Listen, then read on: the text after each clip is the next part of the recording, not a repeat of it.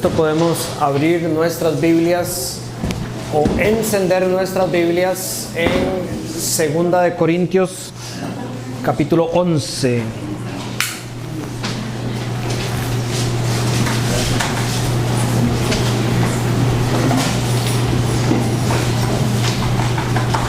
Ese aire está que ya no da ni cómo enfriar. Ahorita. ¿No sirve? Nunca sé para qué es.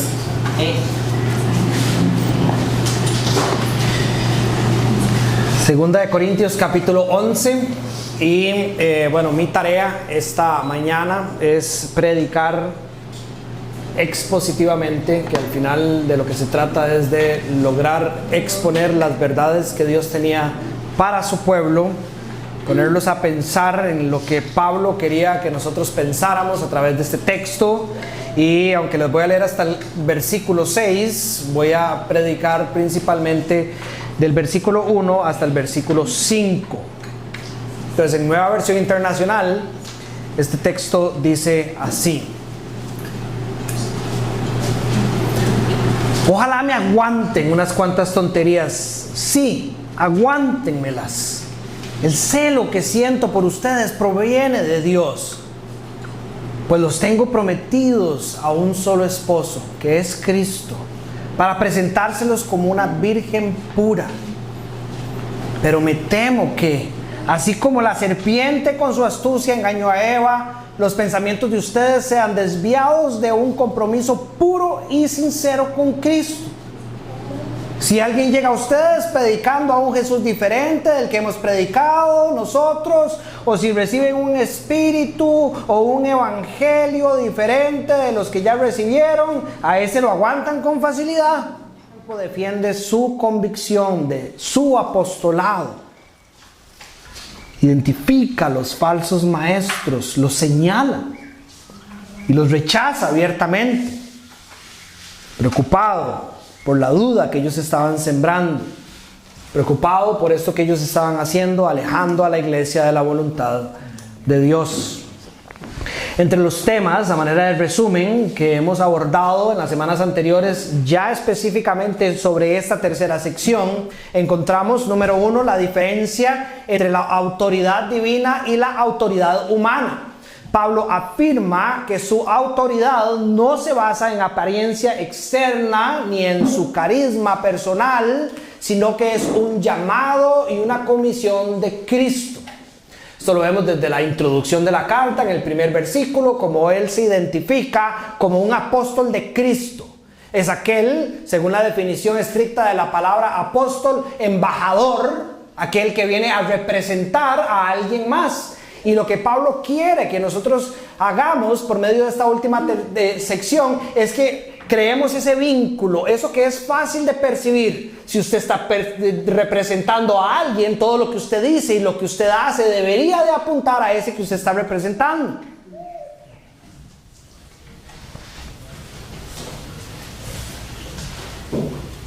Pablo hace un llamado que busca que la iglesia se edifique los unos a los otros, a diferencia de la autoridad humana que busca manipular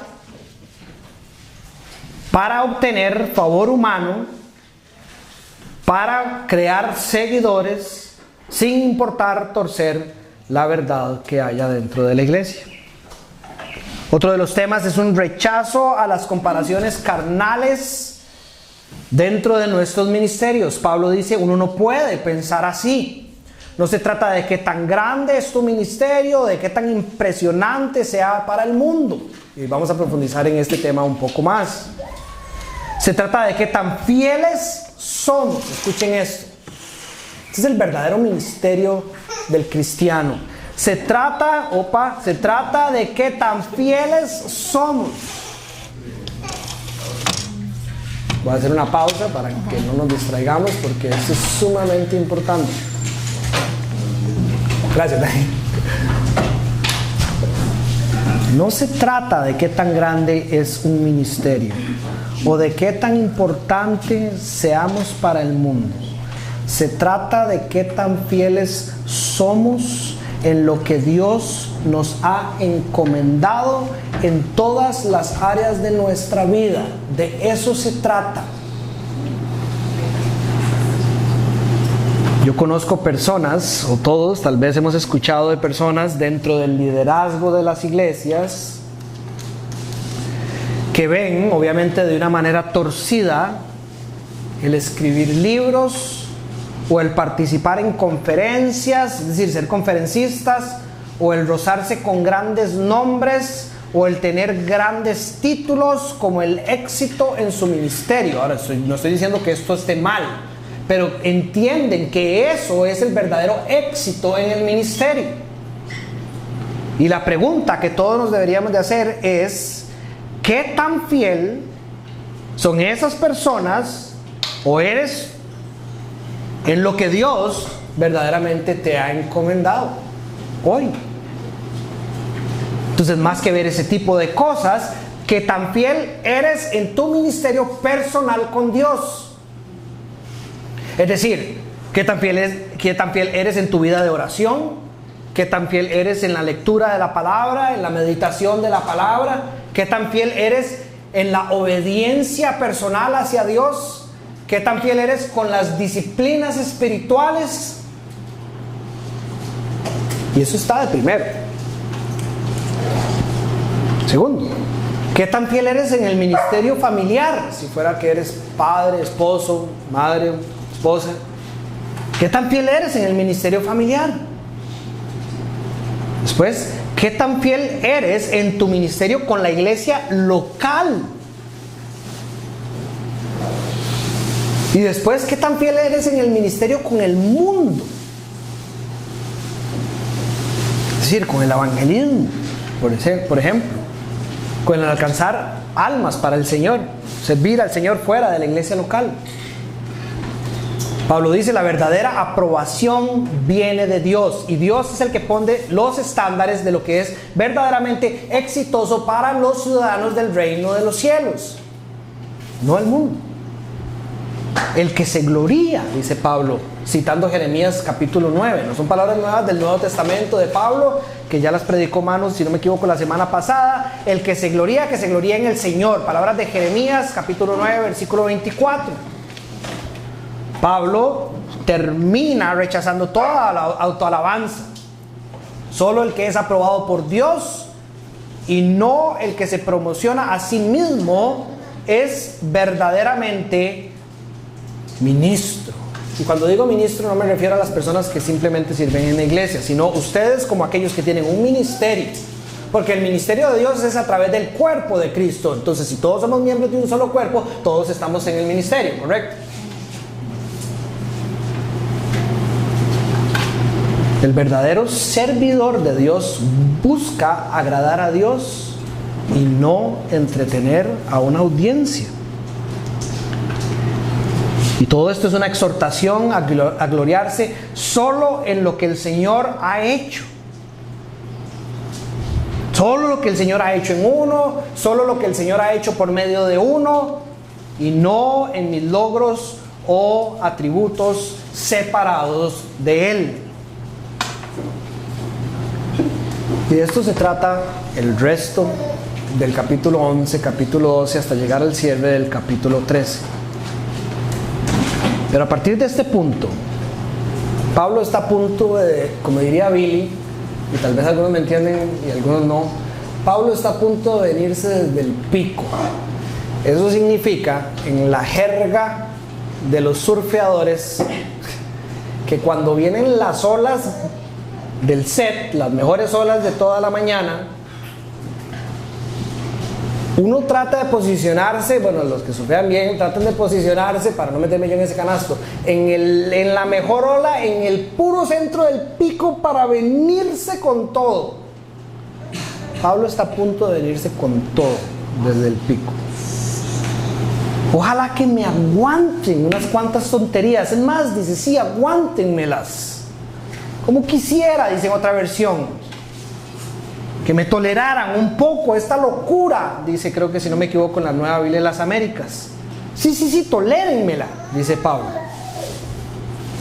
Y de esta manera empiezan estos versículos a introducir este discurso lleno de esta locura de Pablo que vamos a estudiar en el capítulo 11 y en el capítulo 12.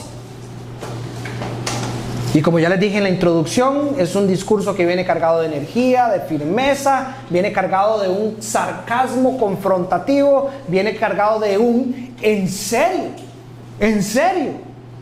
A este tipo de cosas son las cosas que ustedes les están dando importancia. Viene cargado de un Filipenses capítulo 3 versículo 8. Todas esas cosas yo las considero basura en la terminología de Pablo. Pérdida incomparable por la razón del incomparable valor de conocer a Cristo Jesús mi Señor. Por Él, dice, todas esas cosas que ustedes están poniendo atención, por Él todas las he considerado estiércol, dice en otra versión, a fin de ganar a Cristo. Entonces va a hablar con locura, dice, va a hablar con tonterías. ¿A qué se refiere? Va a hablar con la misma necedad que están hablando estos superapóstoles para ver si de esta manera les entra a los corintios, en el mismo lenguaje que están escuchando, ese montón de cosas falsas que no tienen nada que ver con Dios y con lo que el Señor ha enviado a sus líderes y a su pueblo. ¿Y por qué dice que le aguanten estas locuras y estas tonterías? Pablo no puede creerlo. Él dice, se imagina vivir así. Pablo quiere que la iglesia escuche lo que él va a decir, en la manera en que lo va a decir, y al mismo tiempo confrontarlos con un se imagina pensar de esta manera verdaderamente con respecto a Dios. Más adelante vamos a ver cosas como estas. ¿Será que de verdad ustedes creen que porque no ejercí mi derecho a recibir una ofrenda de ustedes, eso significa que yo no los amo? ¿Se acuerdan? Primera de Corintios, Pablo decide servir a los corintios de una forma en que él, aunque no está en Corintio, pero por su derecho merece, y él dice, no, tranquilos, yo estoy siendo apoyado por otras personas, no voy a hacer uso de eso, por cuidar su corazón. Y hoy dice, se imagina que dentro de la iglesia hay personas que piensan que eso era más bien una manifestación de que yo no los amaba a ustedes, que es lo que vamos a ver más adelante en el capítulo, no hoy. Y yo a veces yo trataba de ponerme a pensar en ilustraciones o maneras para ver si nosotros pensamos de la misma manera cuando evaluamos la iglesia y las cosas de la iglesia. Yo creo que todos tenemos algo de esto y usted lo puede ver en las prácticas del día a día. Si usted hace compras online, ¿verdad? O se mete a alguna de esas páginas online, ¿verdad? Les voy a dar un ejemplo, digamos, Amazon. Usted necesita comprarse algo de lo cual usted no sabe nada. Lo mandaron a comprarse, no sé, una goma para pegar. Nosotros tenemos una piscina de plástico que se reventó, ¿verdad? Entonces, digamos, yo no sé nada de gomas ni arreglar piscinas de plástico. Pero imagínense que uno se meta a Amazon a comprar una goma para pegar piscinas de plástico. Y uno le pone, póngamelo de menor precio a mayor precio, ¿verdad? Y le sale una que vale $1, hay otra de 2 colones, de 3 colones, de 4 colones, de 5 colones, de 6 colones, de 7 colones, hasta llegar a 10 colones. Y usted que no sabe nada de gomas, lo primero que puede que piense, no sé si le pasa, pero a mí me pasa, ni a palos me compro la de $1, porque fijo es malísimo. ¿Verdad? Hay algo en el día a día que nos ha enseñado que cualquier cosa que es barato o gratis sale caro. Ese es el dicho, ¿verdad? Aparentemente había algo de eso en la iglesia de Corintio. Si este no nos está cobrando, de fijo no es tan bueno.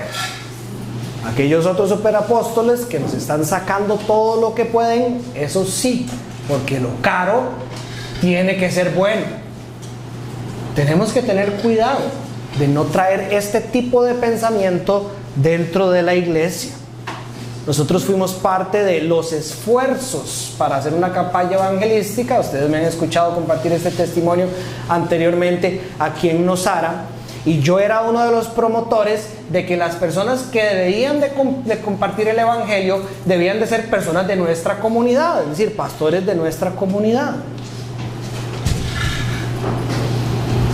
Y a través de uno de los líderes de las iglesias de este pueblo salió algo como: no, tenemos que traer a uno de los apóstoles de Centroamérica para que comparte el Evangelio. ¿Ok? Sí, y además es caro.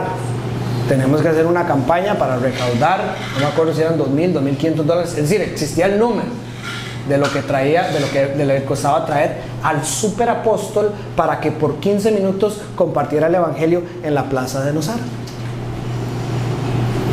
Y yo me pregunto, ¿será que si uno paga un montón de plata se está asegurando algo? Tenemos que tener cuidado de cómo nosotros estamos evaluando a Dios.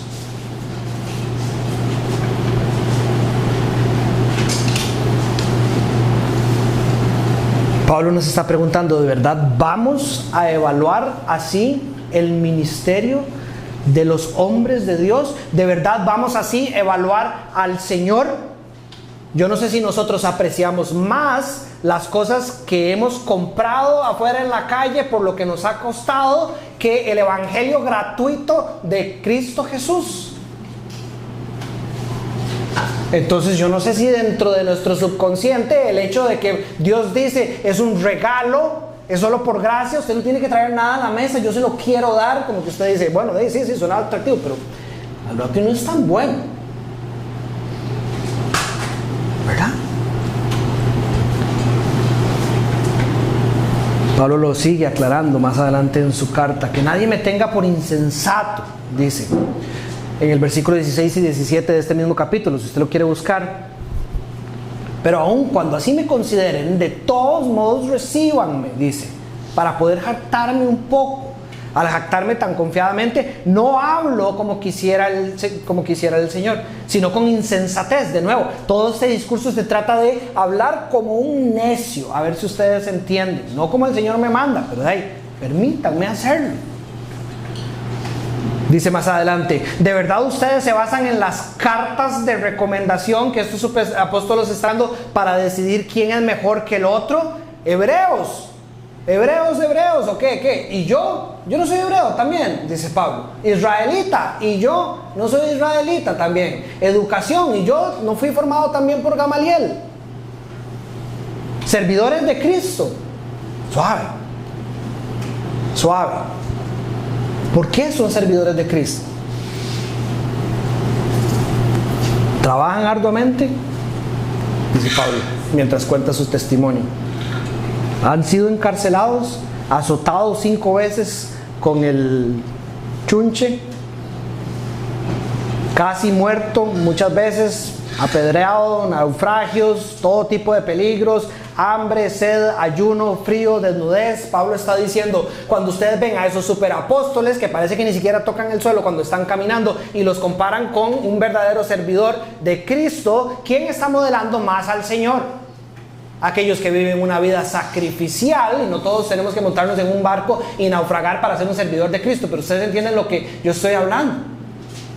Si estamos dispuestos a dar la vida por el Señor, no solo los domingos cuando estamos parados en el púlpito, todos los días, a toda hora de la semana, en el ministerio que asemeja el ministerio de nuestro Señor, ¿o sobre qué base estamos evaluando a los servidores de Cristo?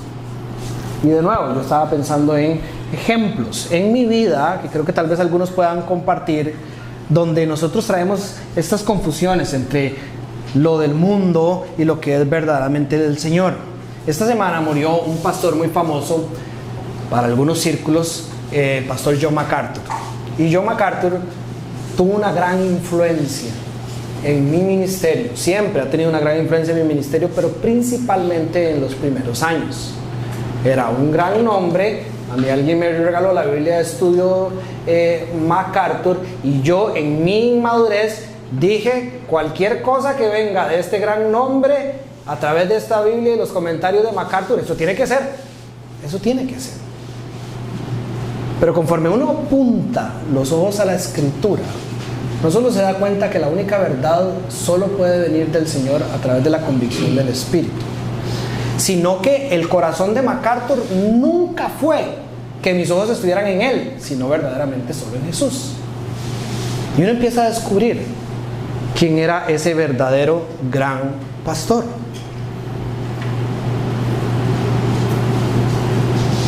Tercera generación de pastores, su abuelo fue pastor, el papá fue pastor y él fue pastor.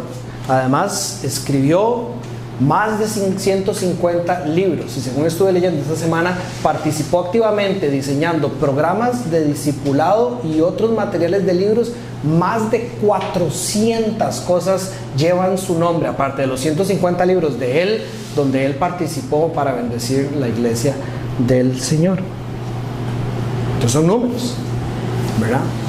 En el auditorio caben, no sé, 3,000 y pico de personas.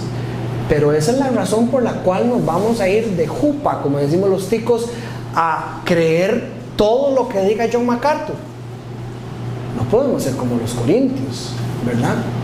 Tenemos que ver la fidelidad y no los títulos y las cartas y las cosas que se puedan presentar. ¿Cuál es la fidelidad de ese hombre? Pastor por 56 años consecutivos de su iglesia, desde el día que fue nombrado pastor hasta el día en que se murió. Lo único que hizo fue pastorear su iglesia. Sufrió mucha oposición por lo firme que era con sus posturas doctrinales. Tremenda oposición. Yo a veces me pregunto si John MacArthur es más conocido por la oposición que recibió, porque lo invitaban a los periódicos, a los programas de televisión no cristianos, lo invitaban a tratar de entender esa firmeza con la que defendía la palabra del Señor. Tuvo todo tipo de batallas legales. El Señor lo llamó a no cerrar Grace Community Church durante la pandemia, y gracias a eso recibió multas, críticas de todos los medios.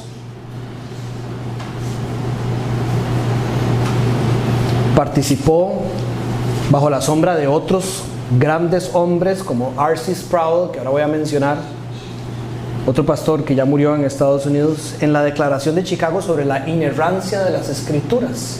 Es decir, un hombre que desde temprana edad participó en defender la verdad de Dios para la iglesia.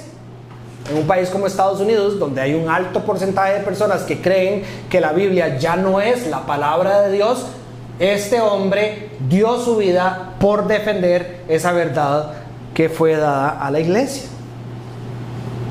Imagínense, no lo he podido comprobar, pero dicen las personas que han estado muy cerca de él, y tenemos amigos que han estado muy cerca de él, que el púlpito es antibalas.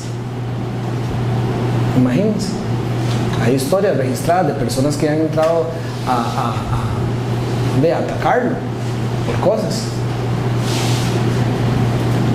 Pero ojo el corazón de este hombre, porque de nuevo, tratemos de ir más profundo, hasta donde podamos.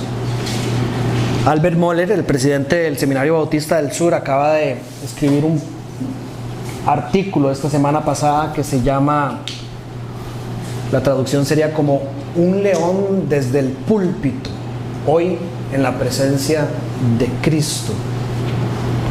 MacArthur era conocido por esa, no solo la capacidad de exponer la verdad de Dios, sino por esa verdadera firmeza. Estaba dispuesto a pararse con el tono de Pablo a defender la verdad de Dios con quien fuera. Y hay algunas personas que han llegado a pensar que tal vez iba muy allá. Sí, como que tal vez él estaba demasiado concentrado en defender su verdad ya dicha que la verdad del Señor. Obviamente yo no comparto ese comentario de esas personas, pero digamos que eso fue uno de los ataques que recibió. Y esta semana pasada volví a encontrar un Q&A, preguntas y respuestas, que tuvo años atrás, en donde él estuvo sentado con este señor Albert Mohler, que tiene una trayectoria increíble y su testimonio teológico, y además las preguntas las estaban respondiendo entre MacArthur y este otro pastor que ya murió, R.C. Sproul, que de nuevo, un testimonio impresionante, ya probado por la iglesia. Y en ese Q&A estaban cuestionando a MacArthur por lo firme que era en las verdades que encontraba en el texto. Y esto es lo que MacArthur dice: yo sé que hay errores en mi teología. Yo sé que hay errores en mi teología. No tengo ninguna ilusión al respecto. Yo lo sé. Dice, y que cuando dijo la respuesta, alguien más le preguntó, bueno, pero entonces ¿por qué no los cambia? Y MacArthur comparte que su respuesta fue, simplemente no sé dónde están. Sé que están ahí, pero no sé dónde están. Si tú me muestras dónde están, los cambiaré. Quiero decir, eso no es un problema para mí. Si usted me muestra dónde están, yo los cambiaré. Pero, y se mete a R.C., que para los que conocieron a R.C. Sproul tenía como un humor muy particular. Se mete a R.C. en medio de MacArthur respondiendo a la pregunta y dice, suave, suave, suave, suave, paren la música, paren la música. Como diciendo, todo el mundo haga silencio. Y dice, le dice a MacArthur, creo, esto es en televisión, está ahí en internet en todo lado, creo que ya te lo he dicho en tu presencia, pero probablemente lo he dicho a tus espaldas unas 100 veces. He dicho, sabes, me encanta escuchar predicar a John MacArthur. Y te voy a decir algo sobre John MacArthur. Cuando lo escucho predicar, sé que ha estado en el texto. Es decir, es evidente que ha trabajado en el texto y no que simplemente está usando un pretexto para desviar el tema. Y tengo que decir algo más sobre John MacArthur. Ese es R.C. hablándole a las personas, ¿verdad? Si alguna vez John y yo no estamos de acuerdo, incluso en un punto menor o diminuto de la escritura, donde yo pienso que él está equivocado y él piensa que yo estoy equivocado, esto es lo que sé sobre John MacArthur. Si yo puedo ir al texto y mostrarle a John MacArthur que su entendimiento del pasaje es incorrecto, él cambiará su postura de inmediato. Porque él preferiría ser fiel a la palabra de Dios que recibir halagos a su ego.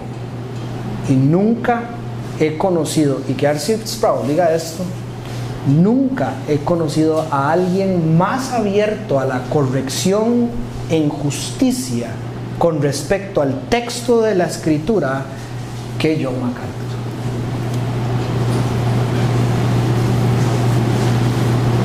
Esta es la diferencia que Pablo quiere ver entre los verdaderos siervos del Señor y los falsos. Una fidelidad sobre cualquier otra cosa hacia Dios. Una fidelidad que Pablo espera con esperanza en el Evangelio, que cuando estos sean confrontados con la verdad que estipula la carta de 2 Corintios para esa iglesia, esas personas acepten su error y se arrepientan. Y no es por hablar más de John MacArthur, pero conforme usted lee los artículos de la semana pasada, usted va a encontrar algo en común en todos los artículos de todas las personas con sanos testimonios dentro de la historia de la iglesia que han hablado sobre él.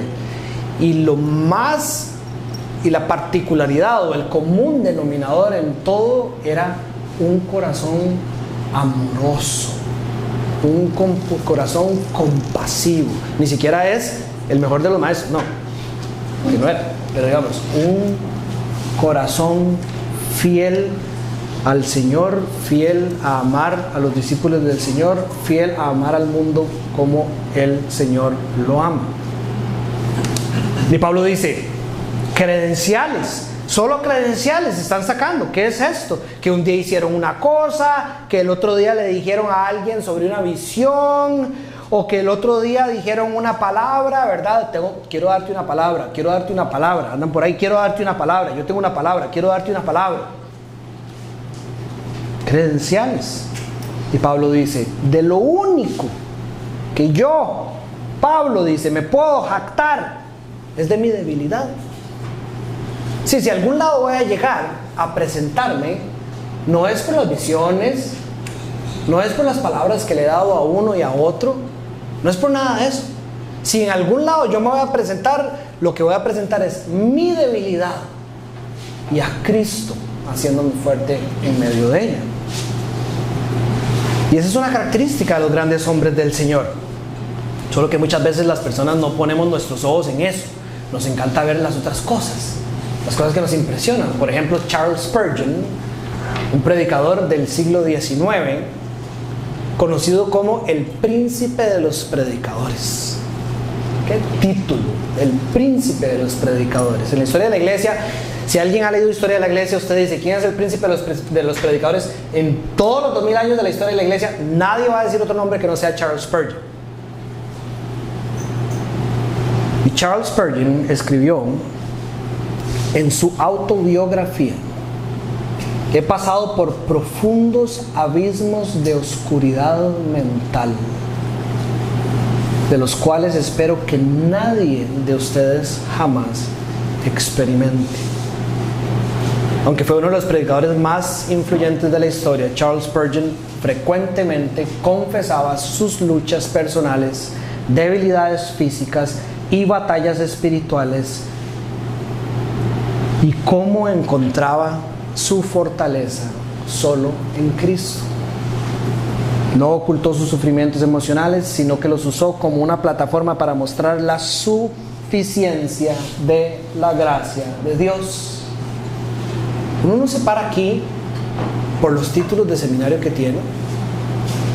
Uno no se para aquí diciendo, es que yo tengo 13 años de pararme aquí. Nada de eso sirve para pararse aquí.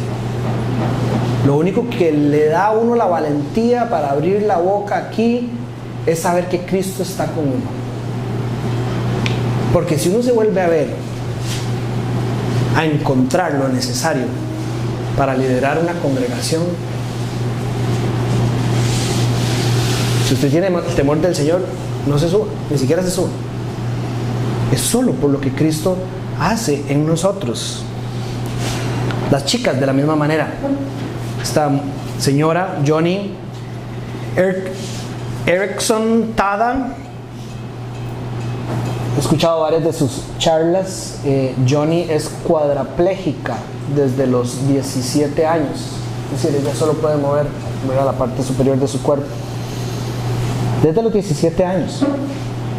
Y ella es autora, es conferencista cristiana, es famosa por la claridad con la que expone las verdades del Evangelio. Y ella escribe: la discapacidad me recuerda cómo tengo que depender totalmente del Señor. No tengo nada para presumir excepto la gracia de Dios. Entonces, ¿quién se está llevando la gloria? Pablo dice, ¿quién es el que se está llevando la gloria? Él mismo lo dijo en el capítulo 10, versículo 18, lo estudiamos: porque no es aprobado el que se recomienda a sí mismo, sino aquel a quien recomienda el Señor. Entonces, ¿quién habla así? Dice Pablo, ¿quién anda por la calle rajando con lo que es? Nadie en su sano juicio que ha tenido un encuentro con Cristo anda sacando este tipo de credenciales. Pero bueno, dice Pablo, aguántenme. Entonces, hablar en este tono, en esta locura, les voy a hablar de la manera en que sea necesario, dice, para que ustedes puedan ver la luz de Cristo en medio de las tinieblas que han traído estos que predican un evangelio diferente, a un Jesús diferente, un espíritu diferente. ¿Y por qué? Dice, porque los amo, porque amo todo lo que es del Señor, porque amo servir al Señor, porque los he amado y los voy a seguir amando como el Señor los ama a ustedes. Y veámoslo, porque los amo. El celo que siento por ustedes, dice Pablo en el versículo 2, proviene del Señor. Recordamos lo que es el celo santo. ¿Se acuerdan la definición que dije?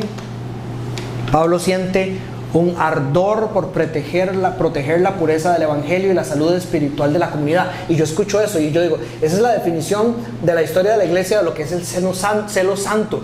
Y cuando veo, no que todo el mundo tiene que hacer exactamente lo mismo que este hombre, ¿verdad? Todos tenemos que ser fieles a lo que el Señor nos mandó a hacer. Pero cuando yo veo las razones por las cuales John MacArthur no cerró Grace Community Church en California en el tiempo de la pandemia, yo digo, este era el corazón de John MacArthur. No era decir, vean qué valiente soy, vean que como me quiero meter en problemas de todo tipo. No, Él quería la pureza del evangelio y la salud espiritual de la comunidad que él estaba pastoreando en ese momento, en ese lugar específico.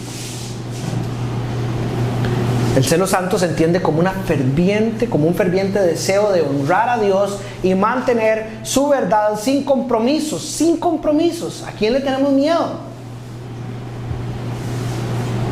Es que no voy a predicar el evangelio en este lugar, no voy a ser un cristiano en el lugar de trabajo, en esta soda, porque voy a comprometer la verdad que rige en mi corazón para no molestar a los demás. Ahora, no es una pasión descontrolada, es un amor profundo y respetuoso por la santidad de Dios y el bienestar de su pueblo. Ese es el tipo de celo que nos impulsa a actuar con valentía y fidelidad, siempre guiados por el Espíritu y por la palabra.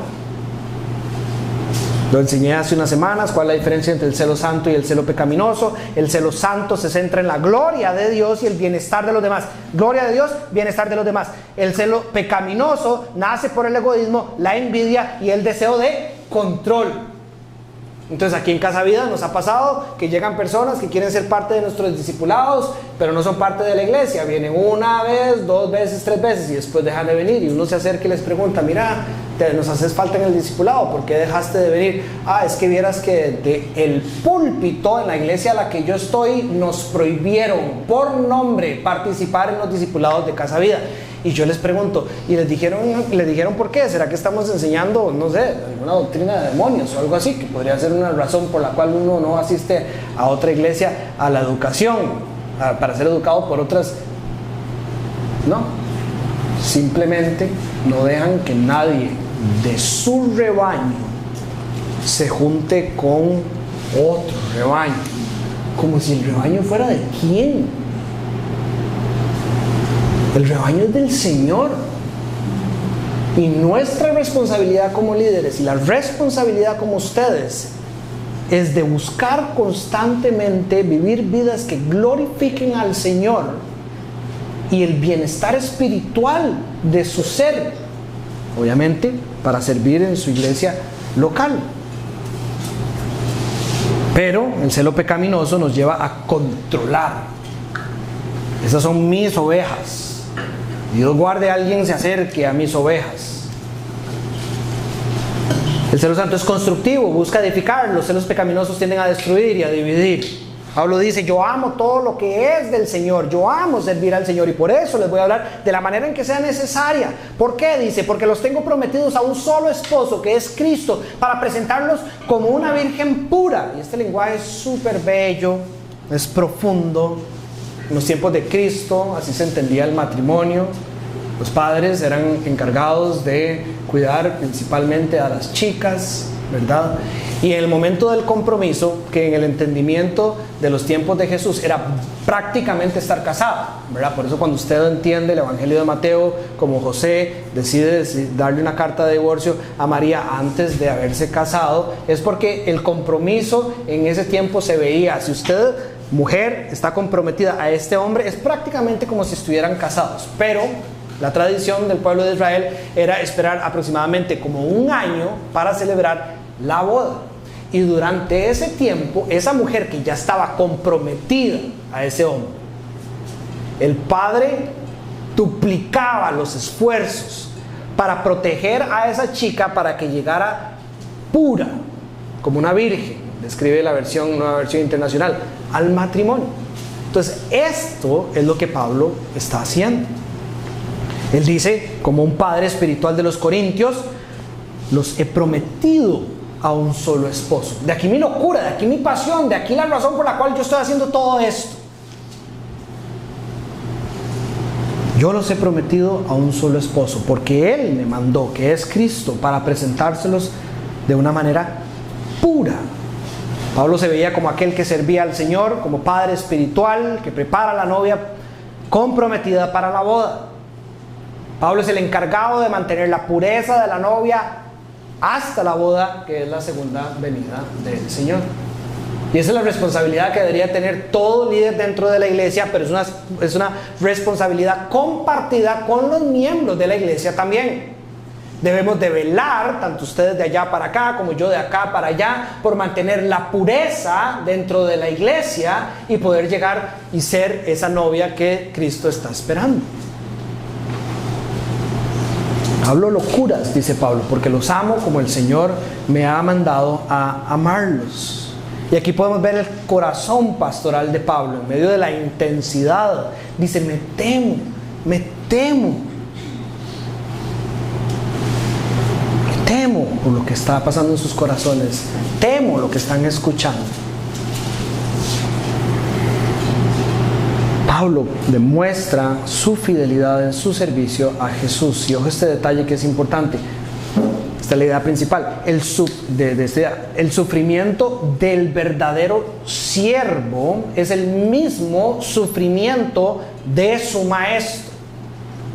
Es decir, si el siervo está pidiendo algo del pueblo, como en este caso Pablo, eso por lo cual él está sufriendo debería estar alineado con el sufrimiento de su maestro, de aquel a quien está representando. Ahora, en la historia hay ejemplos múltiples de la falta de coherencia entre las cosas por las que sufre el maestro y las cosas por las que sufre el liderazgo. Un ejemplo de hace muchos años, la construcción de la Basílica de San Pedro a punta de la venta de indulgencias. Eso es en el siglo XVI. Un poco más de contexto, era el Papa León X el que impulsó la recaudación para construir la Basílica de San Pedro en Roma.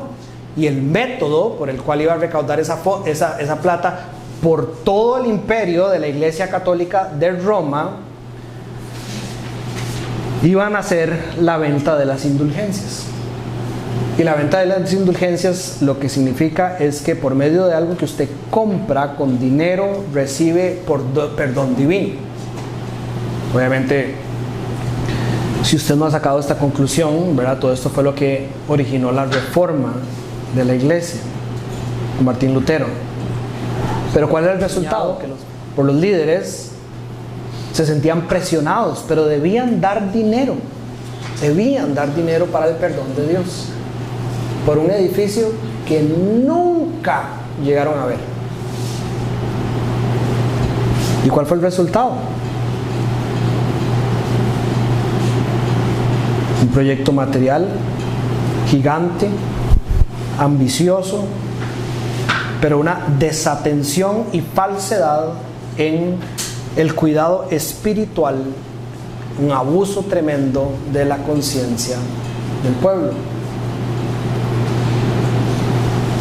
Podríamos decir que está alineado las cosas por las que sufre el maestro y las cosas que vemos en esta historia. Otro ejemplo lo podemos ver en las iglesias locales o en otros escenarios contemporáneos. Pero hay muchas iglesias donde los pastores impulsan campañas de construcción o expansión, y esta es la clave, sin planificación bíblica ni sabiduría financiera. Entonces terminan presionando a los miembros, utilizan cosas como la culpa espiritual para que den más y más de lo que ellos mismos pueden dar. Cuando Pablo, ya estudiamos en el capítulo 8, jamás se atreve a pedirles que den eso que no pueden dar. ¿Y qué es lo que pasa? Que no atienden el cuidado pastoral al cual fueron llamados. No son fieles en esto, no son fieles en la oración, no son fieles en la predicación, no hay verdad de Cristo desde los púlpitos. ¿Y cuál es el resultado? Un edificio con una iglesia dividida, miembros heridos y pastores que terminan en las peores cosas que uno se puede imaginar. Y estos son los ejemplos de aquí a la vuelta. Aquí han llegado personas a tocar la puerta, y esto lo digo simplemente para que ustedes vean que es una realidad de la cual tenemos que cuidarnos. Que yo los tengo que cuidar a ustedes y ustedes me tienen que cuidar a mí. Y me dicen, es que no tengo casa, no tengo donde vivir. Y dicen que aquí en Casa Vida hacen casas. Y yo, bueno, Después de una conversación, llegamos al punto y le digo, pero ¿y usted asiste a alguna iglesia? Sí, asisto a esta iglesia en específico. ¿Y no sería buenísimo que tal vez nosotros juntos podamos hacerle una casa a usted? Ay, no, vieras que en la iglesia todo lo que entra y lo que nos piden va directamente y únicamente a la construcción del templo. Entonces la señora no tiene casa, está en una iglesia donde además no está recibiendo la palabra porque no entiende cómo funcionan las cosas. Vienen aquí verdaderamente, ustedes construyen casas, ¿verdad? Eso es lo que ustedes hacen. Es muy triste, es muy triste. Y esa persona de esa iglesia, con edificio nuevo, vieron las cosas que han pasado en el liderazgo. Y esto no lo digo ni siquiera para decir, es que véanlos a ellos, lo digo con un pesar en mi corazón, de que hubo un momento dentro de esa congregación donde el liderazgo falló, pero también la iglesia, en que no defendieron la pureza de la verdad que lleva a la iglesia a la pureza espiritual que requiere Cristo. Tenemos que tener una vida como iglesia, como cuerpo, 7 días a la semana, que busque alinearse a aquello por lo que nuestro maestro sufrió. Sufrimos nosotros de la misma manera aquí en la tierra. Versículo 3: me temo que así como la serpiente con astucia engañó a Eva, los pensamientos de ustedes sean desviados de un compromiso puro y sincero con Cristo. Una ilustración súper poderosa. Compara la astucia, y esto es importante de ver, compara la astucia de la serpiente con la astucia de estos representantes de la serpiente. ¿Y por qué creo que Pablo es intencional en este ejemplo? Porque nosotros en Casa Vida jamás deberíamos de pensar, pues que a nosotros eso no nos va a pasar. Nosotros sí hemos estudiado, nosotros somos inteligentes y tenemos discipulados y pasamos constantemente. Eso jamás nos va a pasar. Pablo está diciendo, cuidado. Así como la serpiente es astuta, y si hay alguien astuto, es la serpiente, y esa es una de las descripciones de nuestro enemigo, así de astutos pueden ser aquellos que representan a la serpiente. Si algún cristiano cree que con lo que tiene aquí va a ser suficiente para burlarse la astucia de la serpiente, ya perdió. Esto no lo dice Dani, esto lo dice la palabra de Dios. Es únicamente por medio de la gracia de Dios derramada por el Espíritu que está dentro de nosotros que nosotros vamos a poder, de la mano de la iglesia, hacerle frente a las artimañas del enemigo. Dice, el tema con Eva ni siquiera fue un tema de ignorancia. Pablo quiere que entendamos. Ella, en su sabiduría, fue desviada de la clara verdad del Evangelio revelado por Dios. Por lo tanto, no es solo los que saben poco de nuevo, también los que saben mucho. Si alguien sabía cosas de Dios era Eva. No tengo por qué pensar algo diferente, ¿verdad? Y además, yo soy de las personas que creo que Adán estaba presente en la cena. No es como que Eva estaba sola, sino que Adán estaba tirado ahí asoleándose, viendo a Eva hablar con la serpiente en el palo. Entonces no es un tema de ignorancia. Uno puede creerse sabio y ser desviado si no pone los ojos en el lugar correcto constantemente para revisarse. Y Pablo muestra la estrategia del enemigo. Además, ¿cómo ataca? Los pensamientos, los sentidos, la mente. Eso es lo que dice el texto. Los pensamientos, dice, de ustedes van a ser desviados. Si se logra cambiar una sola verdad en nuestra mente, todo mi concepto de Dios puede cambiar. Si yo permito que entre algo que no es verdad y que suplante la verdad de Dios sobre Dios a mi mente, todo mi concepto de Dios va a cambiar. Me voy a sentir diferente hacia Dios y voy a actuar diferente hacia Dios. Ahora, Dani, ¿usted dónde saca eso? Bueno, está en toda la Biblia, pero no importa. Sigamos en Génesis 3. Eva dijo, yo creo que esto que me está presentando la serpiente es otra verdad. Ella sabía y conocía la única verdad, pero dejó que su mente fuera influenciada por la astucia de la serpiente y dijo, esto que estoy escuchando es otra verdad. La voy a recibir aquí con la convicción de que esto también es posible. ¿Y cuál es el resultado? un corazón que siente de manera diferente hacia Dios, ya no tengo que seguir todo lo que Dios me dijo. Ahora voy a seguir lo que esta verdad también me está diciendo. Que termina en actuar de una manera rebelde ante Dios. Es la materialización del pecado que habla Santiago. Pero ¿cuál es la verdad? Que más adelante el Génesis registra que cuando ellos, están delante de la luz majestuosa de Dios, pudieron ver su pecado y se escondieron porque sintieron tremenda vergüenza. Así lo describe el texto.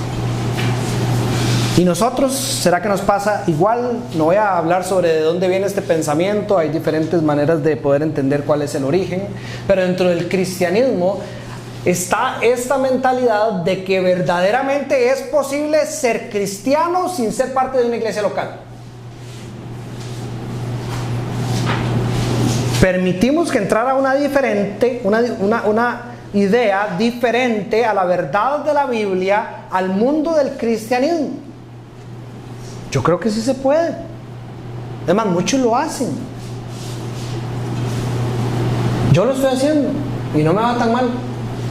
Además, cuando veo de lejos a aquellos que están dentro de la iglesia local y me comparo con ellos, yo me veo igual que ellos. Pero cuando estén delante de la luz majestuosa de Dios y puedan ver su pecado, sentirán mucha vergüenza ante aquel que envió a su Hijo a morir en la cruz para que fuéramos iglesia. Aquel que le dejó su palabra a la iglesia. Aquel que lo envió a usted y a mí a amar a los discípulos de la iglesia.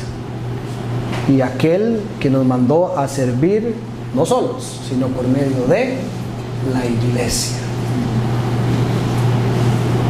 Si es que no llegan para condenación y si son verdaderamente cristianos, la vergüenza que se va a sentir en el momento en que estemos enfrente del Señor al ver nuestro pecado. Y Pablo dice: despierten, despierten.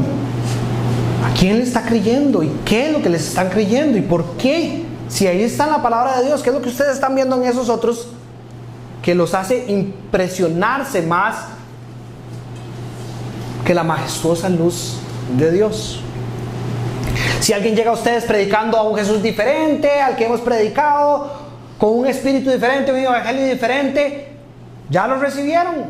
A ese sí se lo aguantan con facilidad, dice Pablo.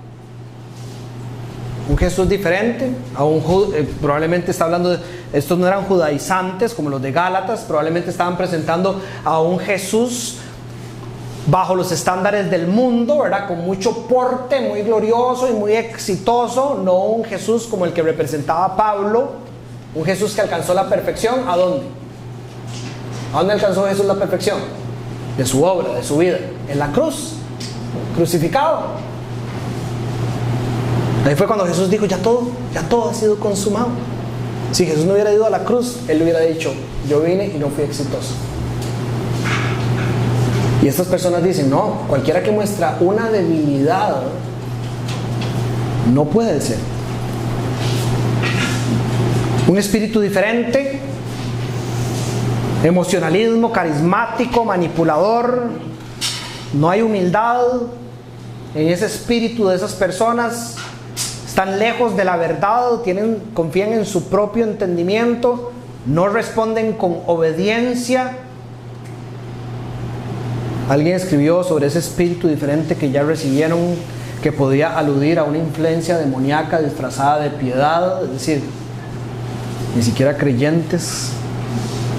Usted dice: eso no puede pasar. ¿Cómo? Pablo dice en el versículo 14: Satanás mismo se disfraza de ángel de luz. Sí, claro que puede pasar. Y ojo los ejemplos de las iglesias. Esto es el día de hoy. Iglesias repletas de personas en relación a lo del espíritu diferente. Practican cosas como, número 1, la risa santa. Estos son personas que caen con ataques de risa incontrolables como señal de gozo espiritual. ¿Cuál es el problema? Que no aparece en ninguna parte de la escritura algo como risa santa, como una manifestación del espíritu. Más bien, el dominio propio, la sobriedad, son características del fruto verdadero del Espíritu de Dios. Caen para el suelo. Las personas caen al suelo supuestamente bajo el poder del Espíritu. ¿Cuál es el problema? En la Biblia, cuando alguien cae postrado, que no es que se van de espaldas ante Dios, es por un temor reverente o por una convicción de pecado, no por una experiencia descontrolada. Además, en ningún lado de la Biblia se promueve que como parte del fruto del Espíritu Santo usted tiene que caer para atrás.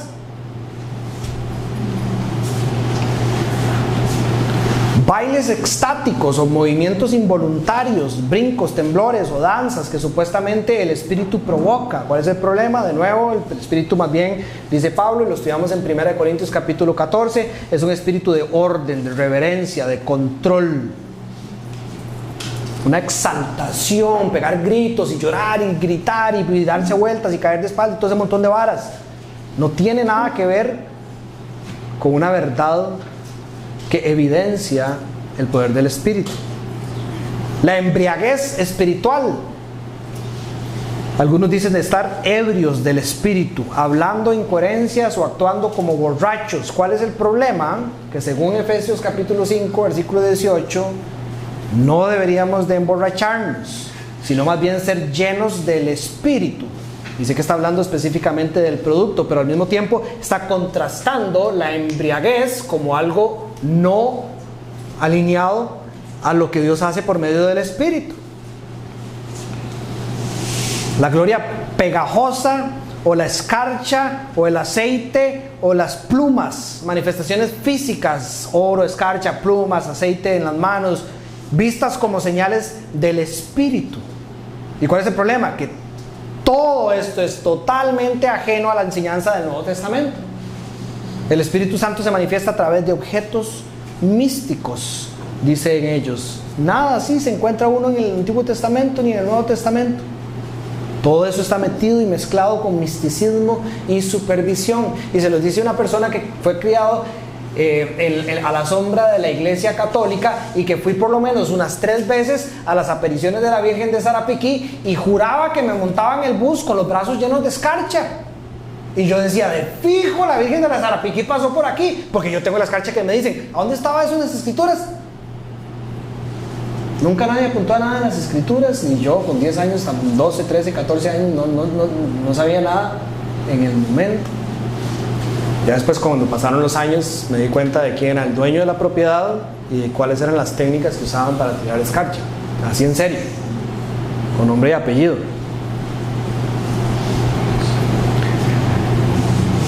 Gritos, aullidos y sonidos de animales. Algunas reuniones carismáticas. Esto es hipercarismático y no quiero usar el término carismático porque no todos los carismáticos están haciendo estas cosas. Muestran personas ladrando, rugiendo o gimiendo como animales por el Espíritu. De nuevo, contrario a lo que la Biblia nos enseña sobre lo que es el poder del Espíritu, un espíritu de dominio, de mansedumbre, de sabiduría. Constantemente están buscando visiones y dar palabras nuevas hacia las personas de la congregación. Andan reclamando revelaciones personales, sueños y mensajes del Espíritu. Hermano, vieras que el Señor me puso a mí palabra para usted. El Señor me puso a mí palabra, me puso una palabra, ¿verdad? Como, ¿y cuál es el problema? El Espíritu ilumina la palabra que ya ha sido revelada. Ese es el ministerio del Espíritu de Dios. Hacernos ver, hacer entender, recordarnos todo lo que ya ha sido dicho. Es un ataque directo a la suficiencia de las Escrituras, según 2 de Timoteo capítulo 3 versículos 16 y 17.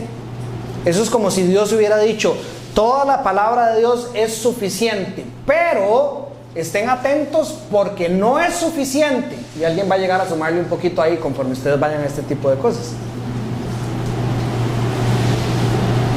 El éxtasis emocional como medida de santidad, confundir el entusiasmo con la verdad espiritual.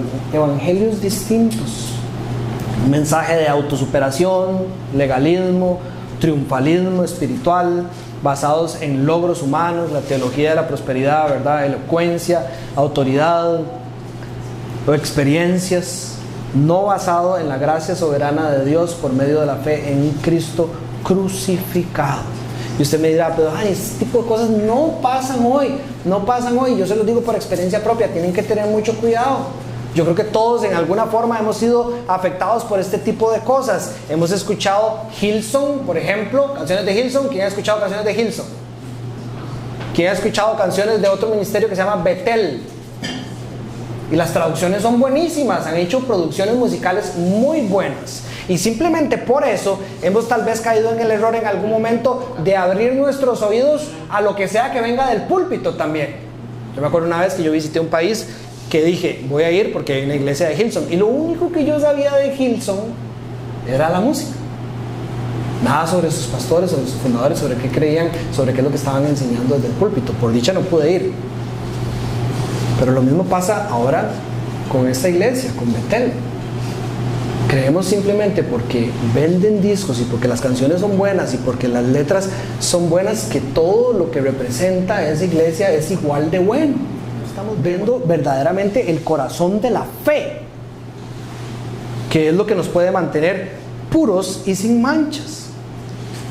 Déjeme hablarles simplemente de una manera rápida de esto, y esto está, métase a la colisión por el Evangelio y puede buscarlo en cualquier página, fuente, ¿verdad? Sana. Esto no es algo que Dani investigó mucho, esto está ahí y simplemente lo resumí. Enseñan que Jesús hizo milagros solo como hombre, no como Dios encarnado. Esta iglesia tiene miles de seguidores. Promueven una teología de sanidad garantizada, es decir, esto quiere decir Dios siempre quiere sanar. Si Dios no lo sana es porque usted está mal, porque Dios siempre quiere sanar. Se enfocan en la activación del poder sobrenatural y no en el arrepentimiento y la fe. Ojo esto.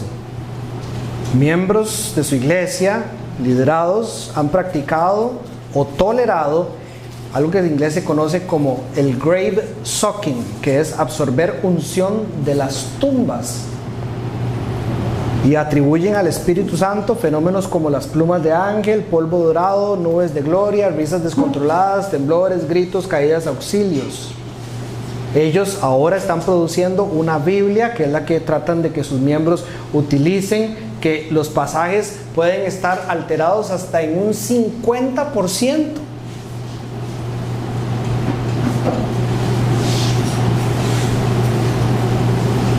John Owen, un puritano, escribió: hay muchas máscaras que se presentan como Cristo, pero no todas llevan su gloria. Pablo dice, me temo, dice, que a los que predican esas cosas, ustedes sí se los aguantan con facilidad. Pablo está profundamente preocupado y como padre espiritual está dispuesto a hacer todo lo necesario por medio de la palabra de Dios y del poder del Espíritu Santo para hacerlos reaccionar y guiarlos de regreso a la verdad. Y nuestra tarea como iglesia, número 1, proteger la iglesia del evangelio falso. La iglesia debe estar alerta a las enseñanzas que parezcan cristianas, pero que presenten otro Jesús, otro espíritu, otro evangelio. Esto implica un llamado a la doctrina sana y a orar por discernimiento. Es nuestra responsabilidad, no solo mi responsabilidad. Ustedes también pónganme a prueba a mí y vayan, como dice R.C. de MacArthur, a las Escrituras. Y después de estudiar profundamente las Escrituras, sigamos juntos exaltando la verdad del evangelio.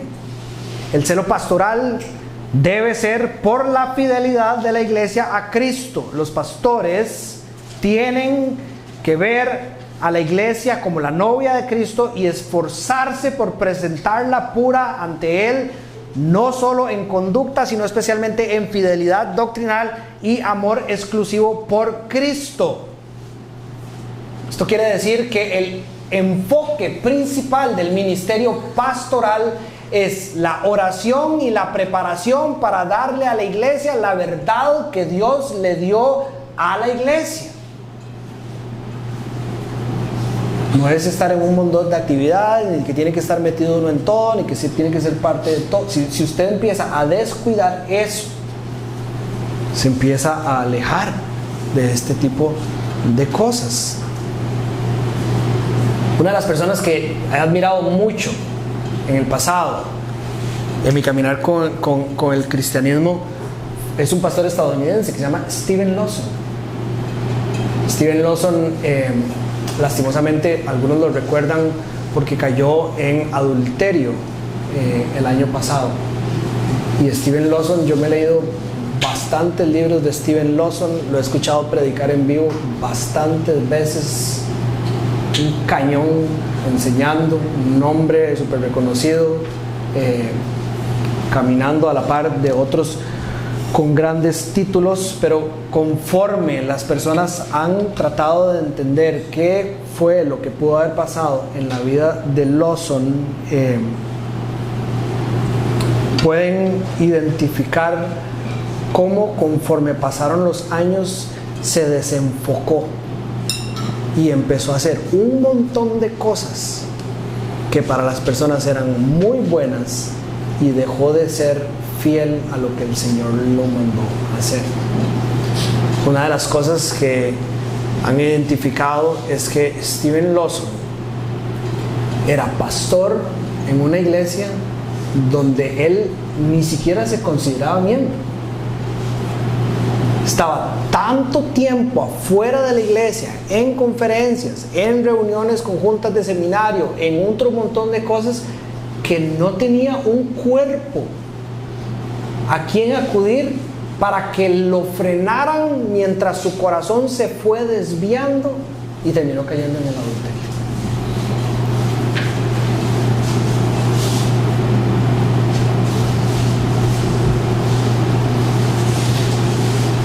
Los pastores deben de velar por la fidelidad de la iglesia a Cristo, y la iglesia tiene que trabajar para ayudar al pastor a caminar con fidelidad.